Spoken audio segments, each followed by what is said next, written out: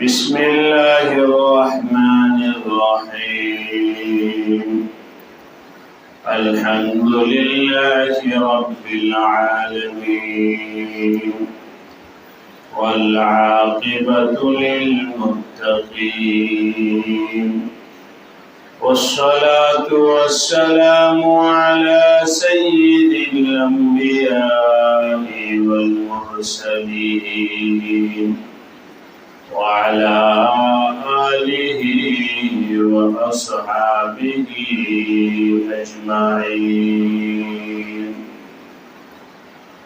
أما بعد فأعوذ بالله من الشيطان الرجيم. بسم الله الرحمن الرحيم. تبت يدا أبي لهب وتب ما أغنى عنه ماله وما كسب سيصلى نارا ذات لهب وامرأته حمالة الحطب في جيدها حبل من مسد.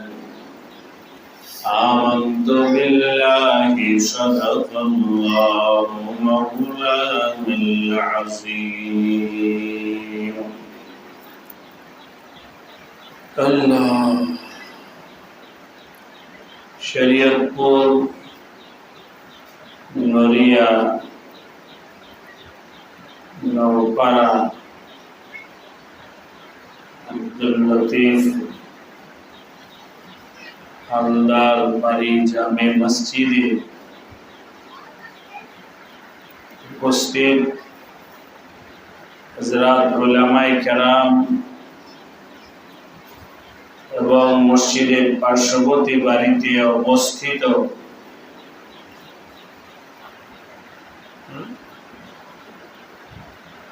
পর্দার আলে আমার মা ও বোনেরা, আল্লাহ রাব্বুল আলামিনের দরবারে অসংখ্য শুকরিয়া যে আল্লাহ রাব্বুল আলামিন মা বোনদেরকে সাংসারিক শত ব্যস্ততা কাজকর্ম রেখে আল্লাহ পাকের দ্বীনের মহব্বতে কোরআন হাদিসের কথা শোনার জন্য এখানে হাজির হওয়ার তৌফিক দান করেছেন। সকলে শুকরিয়া আদায় করে বলি আলহামদুলিল্লাহ। হে আমার মা ও বোনেরা, আল্লাহ সুবহানাহু ওয়া তাআলা আমাদেরকে কিছু সময় দুনিয়াতে থাকার জন্য পাঠাইছে। এই দুনিয়াতে কেউই স্থায়ীভাবে থাকার জন্য আসি নাই, আর হাজারো চেষ্টা করলেও কেউ স্থায়ীভাবে থাকতে পারবো না। সবাইকেই দুনিয়া থেকে বিদায় নিতে হবে। পবিত্র কোরআনে কারিমে আসছে, আল্লাহ পাক বলেন, ইযা জাআ আজালুহুম লা ইস্তাখিরুনা সাআতান ওয়া লা ইস্তাকদিমুন। যখন তোমাদেরকে নেওয়ার জন্য এই দুনিয়া থেকে নিয়ে যাওয়ার জন্য মালাকুল মউত রূহ কবজা করতে হাজির হবে, তখন কেউই এই কথা বলার সাহসও পাবে না, বলতেও পারবে না যে আমার তো কাজ আছে, আমি এখন যাওয়ার জন্য প্রস্তুত নয়, আমি এখন যাব না, আমি দুনিয়াতে আরো থাকবো, আমার বাচ্চা কাচ্চা ছোট, আমার ব্যস্ততা আছে, অমুক আছে, তমুক আছে। কেউই এই কথা বলার সাহস পাবে না, আর বললেও সেটা কাজে আসবে না। ক্ষমতা দিয়েও কেউ মালাকুল মউতকে রদ করে ফিরাই দিতে পারবে না, টাকা পয়সা দিয়েও কেউ ফিরাইতে পারবে না। ধনী হোক, গরিব হোক, পুরুষ হোক, মহিলা হোক, আল্লাহ পাকের ফয়সালাকে কেউই রদ করতে পারবে না। লা ইস্তাখিরুনা সাআতান ওয়া লা ইস্তাকদিমুন। কবরে চলে যেতে হবে। রূহ যখন চলে যাবে তখন ছেলে মেয়ে, আত্মীয় স্বজন সবাই দৌড়ায়া কবর খনন করবে, কবরে রাখার জন্য প্রস্তুত করবে। কবরে রেখে আসা হবে, মাটির ঘর, মাটির ঘরের ভিতরে রেখে আসা হবে, আলমে বরজখের মধ্যে রেখে আসা হবে। কবরে রেখে আসার পর আল্লাহ পাক ফেরেশতা পাঠাবেন প্রশ্ন করার জন্য। কবরে ফেরেশতা আইসা জিজ্ঞাসা করবে, মান রব্বুকা, তোমার রব কে, বলো তো দেখি। মান রব্বুকা, তোমার রব কে। তো মানুষ কেউ আছে মহিলাদের মধ্যে যারা উত্তর দিতে পারবে, আবার কেউ আছে উত্তর দিতে পারবে না। উত্তরে বলবে, যারা উত্তর দিতে পারবে তারা বলবে রব্বি আল্লাহ, আমার রব হলেন আল্লাহ। দ্বিতীয় প্রশ্ন হবে, ওমা দীনুকা, তোমার ধর্ম কি, কোন ধর্মের ছিলা অনুসারী, দুনিয়াতে কোন ধর্ম তুমি পালন করেছ।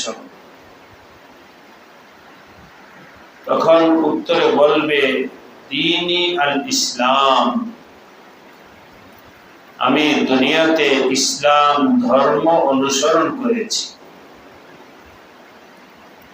ইসলাম মোতাবিক জীবন যাপন করেছি। হয়ে গেল উত্তর। 3 নাম্বার প্রশ্ন হবে, ওমান নবিয়ুকা, তোমার নবী কে, তোমার নবীর নাম কি বলো। কোন কোন বর্ণনায় আসছে নবী আলাইহিস সালামকে পেশ করে জিজ্ঞাসা করা, ওনাকে চেনো। যারা উত্তর দিতে পারবে তারা বলবে, উনি তো আমাদের নবী হযরত মুহাম্মদ সাল্লাল্লাহু আলাইহি ওয়াসাল্লাম। এই 3টা প্রশ্নের যদি কেউ উত্তর দিতে পারে তো আল্লাহ রাব্বুল আলামিন তার জন্য কবরকে জান্নাতের বাগান বানায় দেন। আল কবরু রাউযাতুম মিন রিয়াজিল জান্নাতি, কবরের মধ্যে আল্লাহ পাক জান্নাতের সব ফ্যাসিলিটি, সব নিয়ামত, সব আরাম আয়েশ সবকিছু আল্লাহ ব্যবস্থা করে।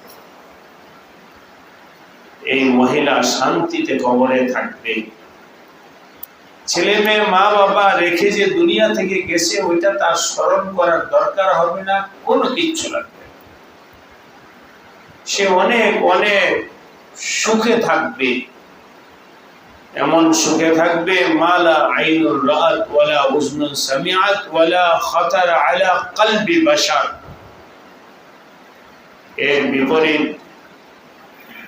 আরেকজন মহিলাকে আল্লাহ জিজ্ঞাসা করবেন, মান রব্বুকা, তোমার রব কে। সে উত্তরে বলবে, হা হা লা আদরি, আমি বলতে পারি না আমার রব কে। দ্বিতীয় নম্বর জিজ্ঞাসা করা হবে, আমার দীনু, তুমি কোন ধর্মের অনুসারী ছিলা দুনিয়াতে বলো। উত্তর দিতে পারবে না। বলবে হা হা লা আদরি, এর উত্তর আমি দিতে পারি না। নবীজি সম্পর্কে যখন জিজ্ঞাসা করা হবে তখন উত্তরে বলবে আমি চিনি না, ওনাকে আমি দেখি না, ওনার সম্পর্কে আমার জানা নাই। যখন তিনটা প্রশ্নের উত্তর দিতে পারবে না তখন ওই ব্যক্তির জন্য, পুরুষ হোক মহিলা হোক, তার জন্য কবর অনেক কষ্টের জায়গা। কবরের মধ্যে আগুনের বিছানায় না বিছানা হবে। হাদিসে আসছে আল্লাহ পাক বলবেন কাযাবা আবদি, আমার বান্দা আলমে বারজাখে কবরের জিন্দেগিতে পরীক্ষায় ফেল করেছে, সুতরাং তার শাস্তি হিসাবে কাযাবা আবদি ফাফরিশু লাহু মিনান নার, জাহান্নাম থেকে আগুনের বিছানা আইনা তার কবরে বিছায়া দাও। ওই আগুনের মধ্যে শোয়ানো হবে। ওয়ালবিসুহু মিনান নারি, জাহান্নামের আগুনের পোশাক আইনা তার গায়ের মধ্যে পরানো হবে। আফতাহু লাহু বাবাম মিনান নার, এবং বলা হবে জাহান্নামের দরজাগুলো তার জন্য খুলে রাখবে।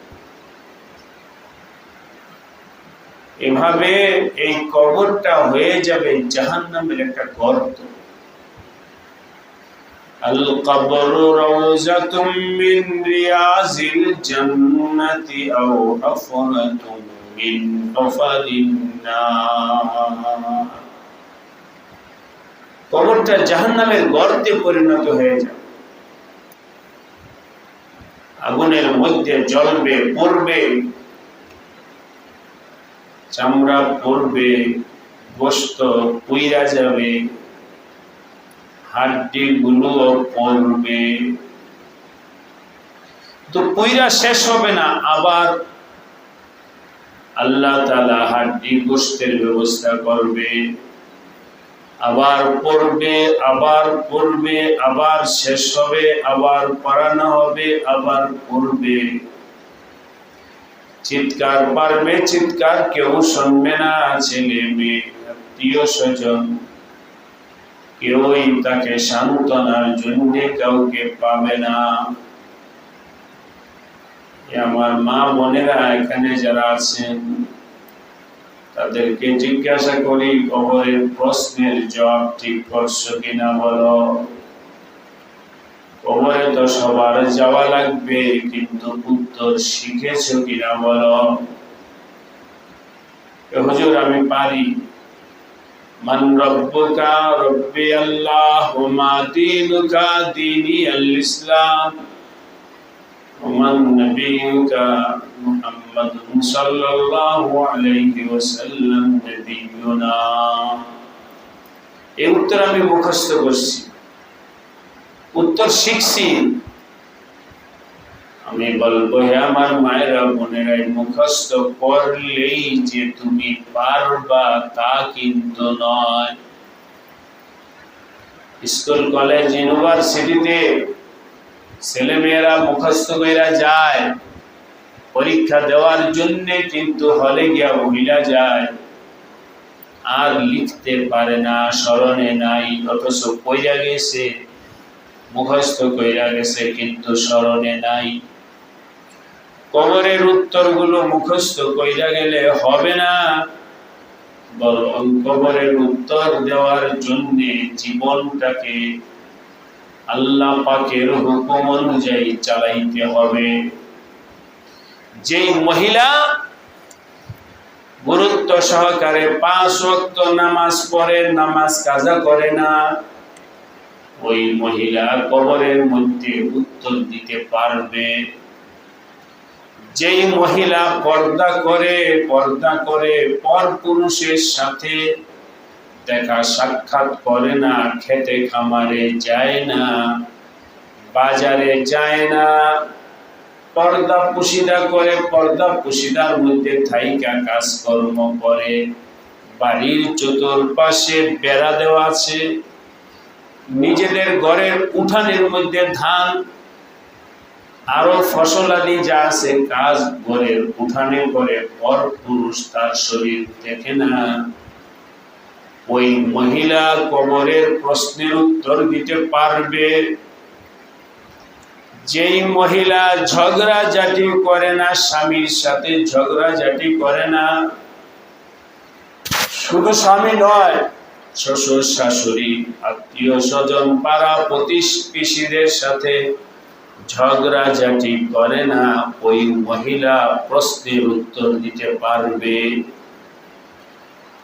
যে মহিলা মোবাইল, টেলিভিশন, বড় বড় মোবাইলে নাটক, গুনাহ, অশ্লীলতা, নাচ গান, খেলা দেখে না, ওই মহিলা প্রশ্নের উত্তর দিতে পারবে। যেই মহিলা জিনা, ব্যভিচার, পরকীয়ার মতো গুনাহ করে না, ওই মহিলা প্রশ্নের উত্তর দিতে পারবে। আমি বলে গেলাম, লেখা রাখেন। কিন্তু যে 5 ওয়াক্ত নামাজ পড়ে না সে উত্তর দিতে পারবে না, পর্দা করে না সে উত্তর দিতে পারবে না, ঝগড়াঝাটি থেকে বিরত থাকে না সে উত্তর দিতে পারবে না, বিভিন্ন ধরনের চরিত্র নষ্ট করে জিনা ব্যভিচার এ লিপ্ত, সেও উত্তর দিতে পারবে না। যে মোবাইল, নাচ গান, পরকীয়া, বিভিন্ন ধরনের অশ্লীল কাজকর্মের সাথে লিপ্ত থাকে, সেও প্রশ্নের উত্তর দিতে পারবে না। সুতরাং আমার মা বোনেরা, আপনাদেরকে বইলা গেলাম, আমলগুলো ঠিক করেন, নামাজ ঠিক করেন, পর্দা ঠিক করেন, নিজের আখলাক চরিত্রকে সুন্দর করেন। ইনশাআল্লাহ ভয় নাই, ভয় নাই, ভয় নাই। কবরে রাইখা আসলে আল্লাহ পাক পবিত্র কোরআনে কারীমের মধ্যে বলেন, নাহনু আউলিয়াউকুম ফিল হায়াতিদ দুনিয়া ওয়াল আখিরাহ। ফেরেশতা বলবে, ঈমানদার পুরুষ মহিলাদেরকে ফেরেশতারা বলবে, রহমতের ফেরেশতা বলবে, নাহনু আউলিয়াউকুম, আমরা তো তোমাদের বন্ধু। রহমতের ফেরেশতারা বলবে, নাহনু আউলিয়াউকুম, আমরা তোমাদের বন্ধু। দুনিয়াতেও বন্ধু ছিলাম, দুনিয়াতে তুমি যখন তাহাজ্জুদ নামাজ পড়তে দাঁড়াইছো, আমরা তো চতুর্পাশ দিয়ে তোমাকে পাহারাদারি করছি। তুমি যখন কোরআনে কারিমের তেলাওয়াত করতে বসছো, তোমার উপর যেন শয়তান আক্রমণ করতে না পারে, আমরা তো রহমতের ফেরেশতা চতুর্পাশ দিয়ে তোমাকে বেষ্টন করেছিলাম। নাহনু আউলিয়াউকুম ফিল হায়াতিদ দুনিয়া, দুনিয়াতে তুমি যেখানে গেছো তোমার পাহারাদার হিসাবে আমরা তোমার সাথে ছিলাম। আজ তোমাকে কবরে রাইখা যাওয়া হচ্ছে, ভয় পাইও না, লা খাউফুন আলাইহিম ওয়ালা হুম ইয়াহজানুন, ভয় পাইও না, আজকে তো আমরা তোমার সাথে আছি। রহমতের ফেরেশতা কবরের সাথে থাকবে, হাসরের সাথে থাকবে, দুনিয়াতে সাথে থাকবে।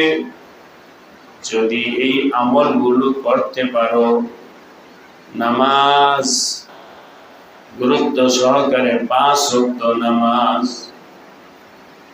আমার মা বোনেরা আজকে ওয়াদা করেন, যে কোনো হালাত আসুক না কেন, কাজের হালাত আসুক, ধান কাটার হালাত আসুক, যে কোনো হালাত আসুক, নামাজ এখন থেকে আর নামাজ কাজা করব না। 5 ওয়াক্ত নামাজ পড়ার জন্য সিদ্ধান্ত নিয়ে নাও, নিয়ত করো, নামাজ কাজা করব না, পর্দা করব, আল্লাহর হুকুম অনুযায়ী আমি চলবো। আল্লাহ পাকের হুকুম অনুযায়ী চলতে গিয়ে যদি কেউ আমাকে বকা দেয়, গালি দেয়, ভর্ৎসনা করে,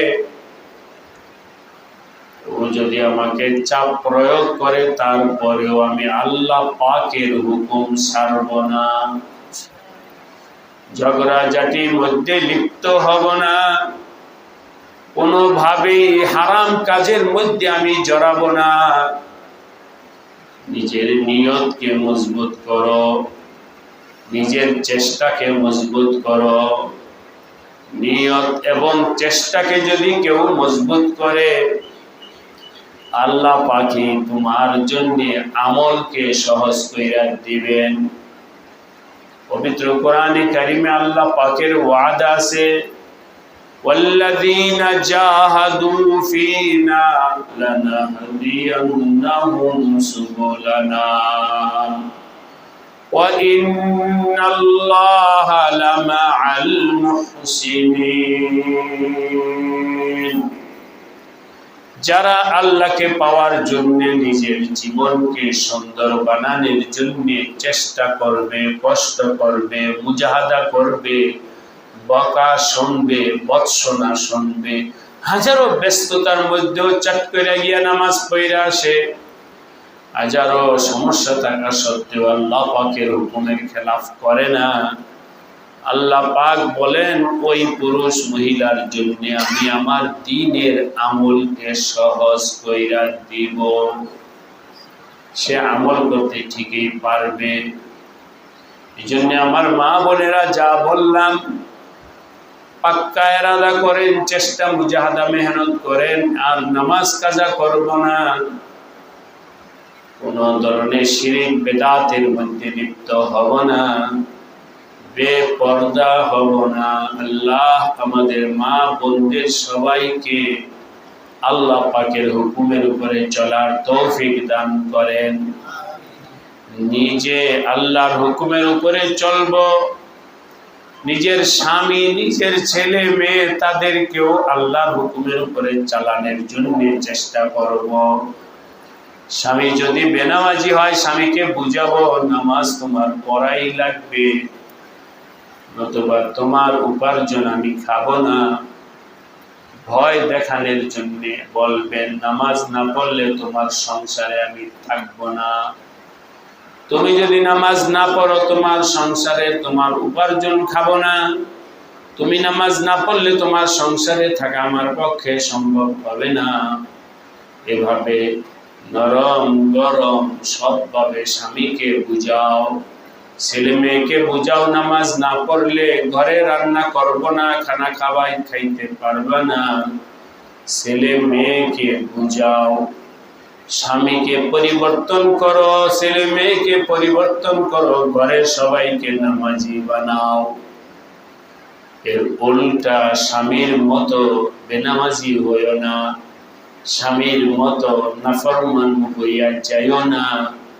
যদি স্বামীর মতো স্বামী বেনামাজি, তুমিও বেনামাজি হয়ে যাও, স্বামী বদ্দিন, তুমিও যদি বদ্দিন হয়ে যাও, স্বামী নাফরমান, তুমিও যদি নাফরমান হয়ে যাও, তাহলে মনে রাখো স্বামীও জাহান্নামী, তুমিও জাহান্নামী। আমি যে আয়াত পাঠ করেছি সূরা লাহাব, এই সূরার মধ্যে আল্লাহ পাক বলেন আবু লাহাব ছিল ইসলামের শত্রু, ইসলামের শত্রু, আমার নবীজির শত্রু। আবু লাহাব ছিল মুশরিক, আল্লাহকে মানে নাই, আল্লাহর হুকুমকে মানে নাই, আল্লাহর দ্বীনকে মানে নাই, বরং আল্লাহর সাথে আল্লাহর দ্বীনের বিরোধিতা করছে, আমার নবীজির বিরোধিতা করছে, নবীজিকে বিভিন্নভাবে কষ্ট দিয়েছে। আবু লাহাব যখন বিভিন্নভাবে ইসলামের বিরোধিতা করছে। আবু লাহাবের এই সব মন্দ কাজের সাথে তার স্ত্রীও ছিল। স্ত্রীও আবু লাহাবের মতোই ছিল, ইসলামের বিরোধী, নবীজির বিরোধী, ইসলামের মুখালিফ, আল্লাহ পাকের দুশমনের কাজে আবু লাহাবের স্ত্রীও শরীক ছিল। আল্লাহ পাক কোরআনে বলেন, তাব্বাত ইয়াদা আবি লাহাব, ধ্বংস আবু লাহাব। আবু লাহাব ধ্বংস হয়ে গেছে, আবু লাহাব ধ্বংস হয়ে গেছে। তাব্বাত ইয়াদা আবি লাহাব, ধ্বংস আবু লাহাবের। ওয়ামরাআতুহু, এবং ধ্বংস তার স্ত্রীও। আবু লাহাব জাহান্নামী, তার স্ত্রীও জাহান্নামী। কারণ আবু লাহাব ইসলামের মুখালিফ বিরোধী ছিল, আবু লাহাবের স্ত্রীও ইসলামের মুখালিফ বিরোধী ছিল। এই জন্য স্বামী স্ত্রী দুজনেই ধ্বংস। তাব্বাত ইয়াদা আবি লাহাবি ওয়া ইমরাআতুহু,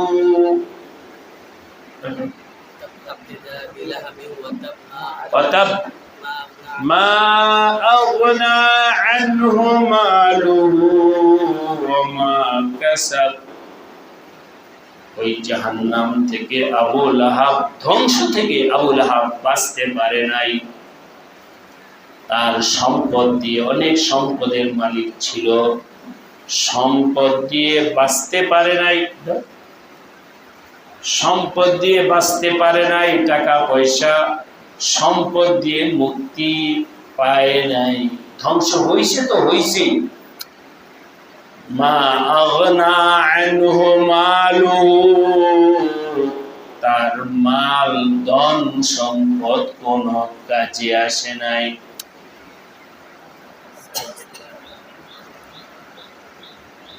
সব শেষ।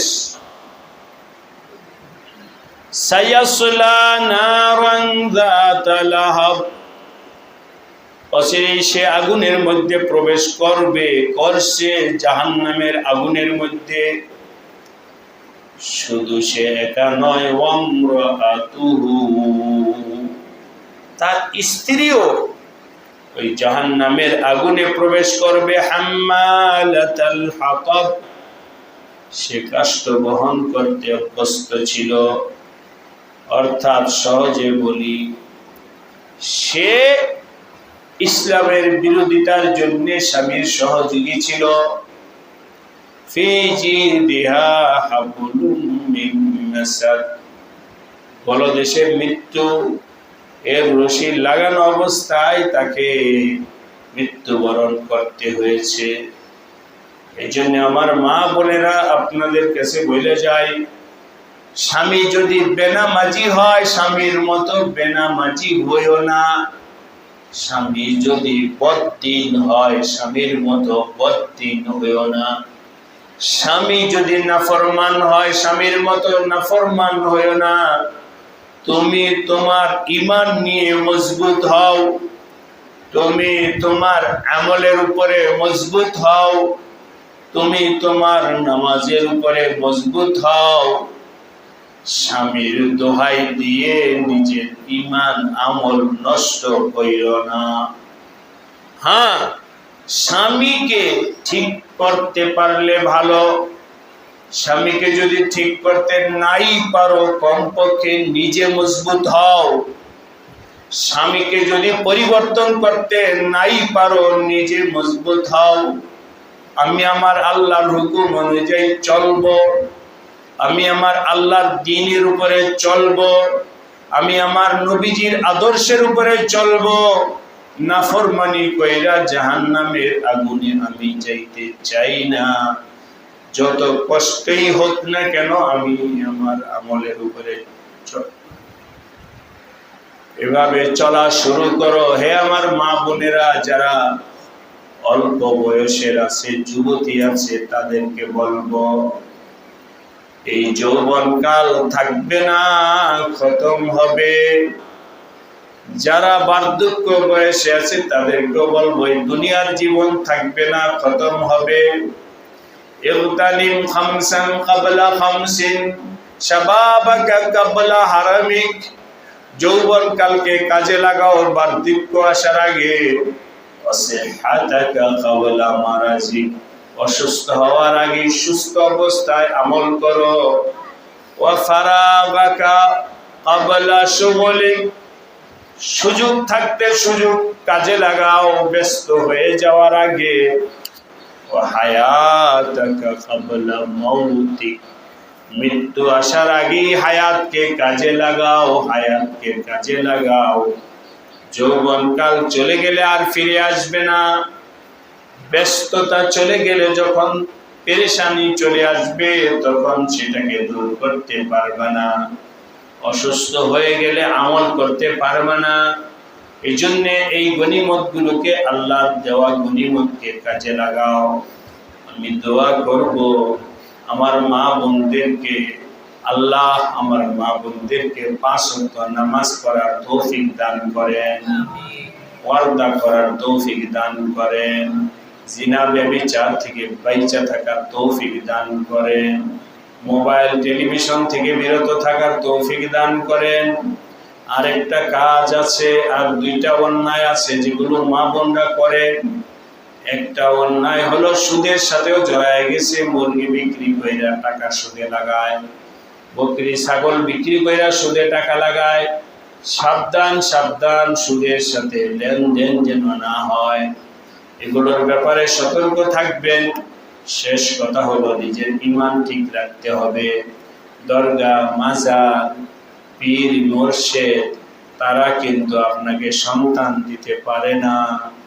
কেউ কিন্তু আপনাকে সুস্থ করতে পারে না, কেউ কোনো রিজিক দিতে পারে না।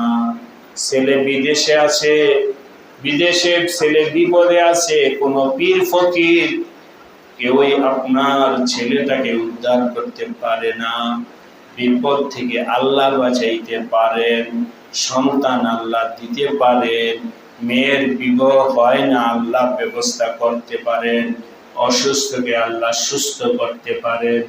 সাবধান, স্মরণে রাখো, অসুস্থ সন্তানকে পীর সাহেব সুস্থ করতে পারে না, দরগা মাজারওয়ালা সুস্থ করতে পারে না। তোমার ছেলে ভালো আছে না মন্দ আছে বিদেশে, এটা কিন্তু গণক ফকিরেরা কিছুই করতে পারে না। এই জন্য দরগা, পীর, মাজার, ফকির এদের কাছ থেকে নিজের ঈমানকে হেফাজত কইরো। সাবধান, দরগা, মাজার, পুরুষ এ সমস্ত জায়গায় যাইও না।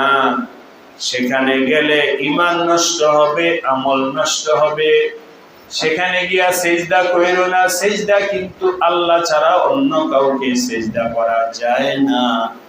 এই কথাগুলো কইলা গেলাম। আল্লাহ আমার মা বোনদের সবাইকে কথাগুলো মাইনা চলার তৌফিক দান করেন, শিরিক বেদাত থেকে বিরত থাকার তৌফিক দান করেন, কবিরা গুনাহ থেকে বাইচা থাকার তৌফিক দান করেন, 5 ওয়াক্ত নামাজ পর্দা করার তৌফিক দান করেন।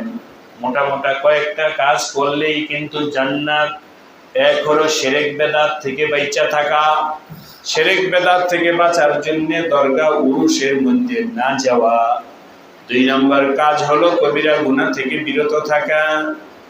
এর জন্য আপ্রাণ চেষ্টা কইরো, আপ্রাণ চেষ্টা কইরো। 3 নম্বর কাজ হলো আল্লাহর হুকুমগুলো পালন করা। ফজর পড়ো, যোহর পড়ো, আসর পড়ো, মাগরিব পড়ো, ইশার নামাজ পড়ো, 5 ওয়াক্ত নামাজ পড়ো, রমজানের রোজা রাখো, পর্দা করো। মোটা মোটা কাজ করলেই আল্লাহ কবরের সওয়ালগুলোকে সহজ কইরা দিবে। সবগুলো জিজ্ঞাসা করতে দেরি হবে, উত্তর দিতে দেরি হবে না। এইটাই হলো কবরের সওয়ালের জবাব রেডি করার আমলের কথা বলে দিলাম। এই কাজগুলো করলেই তোমার জবাব রেডি হয়ে যাবে। আর যদি এগুলো না করা হয় উত্তর দিতে পারবে না। তুমি যার মেয়েই হও না কেন, অমুক চৌধুরীর মেয়ে, হালদারের মেয়ে, খানের মেয়ে, অমুকের মেয়ে, তমুকের মেয়ে, অমুকের স্ত্রী, তমুকের স্ত্রী, এসব কোনো পরিচয় কাজে আসবে না। আমার নবীজি বলেন, আনকিজি নাফসাকা ইয়া ফাতিমাতা আনিন নার, হে ফাতেমা তুমি নবীর মেয়ে, এই কথা বইলেই বইসা থাইকো না। নবীর মেয়ে হইলেই যে কবরে শান্তি পাইবা এমন কথা নয়, বরং নিজের আমল নিজে করো। নবীর মেয়ে হওয়ার অহংকার কইরো না, অমুক বংশের মেয়ে অহংকার কইরো না, অমুকের স্ত্রী অহংকার কইরো না, অমুকের মা অহংকার কইরো না, অহংকারের মধ্যে লিপ্ত হইও না। নিজে সব সময় আমল করো, আমল করো। এই আমলগুলো করলে, নামাজ পড়লে, পর্দা করলে, হারাম থেকে বাঁচলে অটোমেটিক মনের ভেতরে তাওয়াজু আসবে, বিনয় আসবে, নম্রতা আসবে, চলাফেরার মধ্যে সবকিছুর মধ্যে আল্লাহ রহমত দিবেন, শান্তি দিবেন, আওলাদ ফরজুনদের মধ্যে বরকত আসবে, না খায়া থাইকেও শান্তি, মনে মনে শান্তি লাগবে। আর যদি আল্লাহর হুকুম না মানো, হাজারো খায়া, হাজারো কাপড় পইরাও অশান্তি, অশান্তি, অশান্তির মধ্যে জীবন যাপন করতে হবে। আল্লাহ এই এলাকার প্রত্যেকটা মা বোনকে এই কথাগুলো মাইনা চলার তৌফিক দান করে। মা বোনেরা ভুল কইরো না, ভুল কইরো না। যা বললাম কোরআন হাদিস থেকে বললাম, সন্দেহ নাই, সন্দেহ নাই, এই কথাগুলোর মধ্যেই আমার আল্লাহ জান্নাত রেখেছেন। আমল সে জিंदगी बनती है, जन्नत भी जहन्नम में, ये खाक अपनी फितरत में ना नारी है ना नूरी। আল্লাহ মাটি দ্বারায় বানাইছেন, তুমি আমল দ্বারায় নিজের জীবনকে স্বর্ণে পরিণত করতে পারো। আল্লাহ রহম করেন, করম করেন, ইহসান করেন, আজকের মজলিসকে কবুল করে নেন।